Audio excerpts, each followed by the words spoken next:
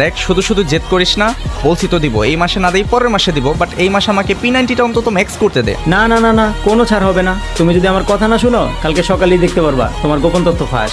আজব ভাই, তুই এখন পার্সোনাল বিষয় নিয়ে কেন কথা বলতেছিস? ঠিক আছে ভাইয়া, লাগবে না, আমার বান্ডিল লাগবে না। ঠিক আছে ভাইয়া, যাও তুমি যাও, কালকে সকালেই বুঝতে পারবা, কালকে সকালেই দেখতে পারবা। আচ্ছা আচ্ছা, দাঁড়া, বান্ডিল দিব, কিন্তু একটা শর্ত আছে।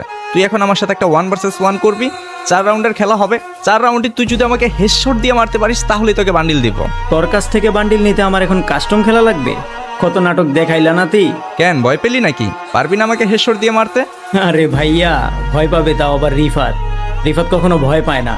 যা তুই কাস্টম বানা। ওয়েট, এখানে কিন্তু আরো একটা শর্ত থাকবে। তুমি যদি আমাকে বডি শট দিয়ে মারো তাহলে কিন্তু আমি ব্যাগ দিয়ে দিব, তার মানে তুমি আর বান্ডিল পাবে না। মানে তুই বডি শট কাস্টম বানাবি? অবভিয়াসলি বডি শট কাস্টম বানাবো, আমি তোমাকে বডি শটে মারবো, কিন্তু তুমি আমাকে বডি শটে মারতে পারবে না। যদি একটা রাউন্ড বডি শটে মারো তাহলে আমি ব্যাগ দিয়ে দিব। আচ্ছা যা তুই কাস্টম বানা।